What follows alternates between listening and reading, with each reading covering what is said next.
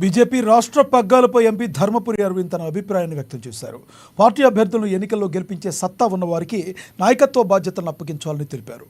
BJP రాష్ట్ర అధ్యక్ష పదవి అంశంపై అరవింద్ తన ఆలోచనలను సూటిగా తెలిపారు.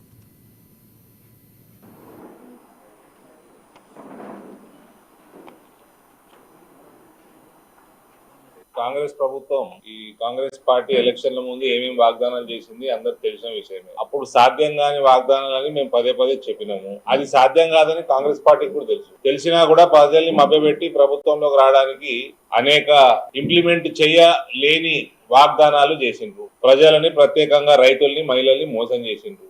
యువతను కూడా మోసం చేసిండ్రు. ఎన్ఆర్ఐలను కూడా మోసం చేసిండ్రు. ఇవాళ తీరా ఫస్ట్ ప్రామిస్ నెరవేర్చడానికి వచ్చినప్పుడు మన ప్రాంతంలో మన జిల్లాలో 2,55,000 రైతులు రుణాలు తీసుకుంటే కేవలం 83,000 అంటే 1/3 30% రైతులకి రుణమాఫీ చేసే పరిస్థితి రాష్ట్రంలో ఉన్నది. ఈ 2 లక్షల పైన ఉన్న వాళ్ళు అన్నిటికంటే పెద్ద జోక్ ఏంటంటే 2 లక్షల పైన ఉన్న వాళ్ళంటే వాళ్ళు కట్టేస్తే కాంగ్రెస్ వాళ్ళంటే 2 లక్షలు ఇస్తారట. వాళ్ళు కట్టరా మీకెందుకే? నువ్వు 2 లక్షలు రుణమాఫీ చేయాలి కదా, అంటే ఆ పైసలు తీసుకొని ఇటు ఇస్తాడా? రేవంత్ రొటేషన్ చక్రవర్తి అని నాకు తెలుసు. ఇప్పుడు ఆ టాలెంట్ అంతా ఇప్పుడు ఇంప్లిమెంట్ చేస్తున్నాడు. అటు తీసుడు ఇటు అందిస్తుడు తెలుసా? రేవంత్ కి అలవాటే కదా. ఇప్పుడు అది ఇక్కడ ఇంప్లిమెంట్ రైతుల దగ్గర ఇంప్లిమెంట్ చేస్తా అంటే ఎట్లా? మా గంగా అంటుండే rotation Revanth Reddy triple R.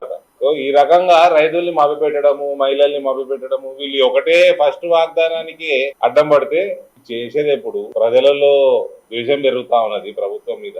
అప్పుడు మోసం చేసిండని కేసీఆర్ 10 సంవత్సరాలు అనేక వర్గాలని మోసం చేసిండని ఆయన ధర్మేసింది. ఇప్పుడు వీళ్ళొచ్చి ఫస్ట్ ఇయర్ ఫస్ట్ ప్రామిస్ కి అడ్డం పడుతుంది. రైతాంగం రేపు ప్రత్యేకంగా చేపట్టిన ధర్నా కార్యక్రమానికి మా పార్టీ తరఫున, ఎంపీగా నా తరఫున పూర్తి మద్దతు, సంఘీభావం, ఎటువంటి సపోర్ట్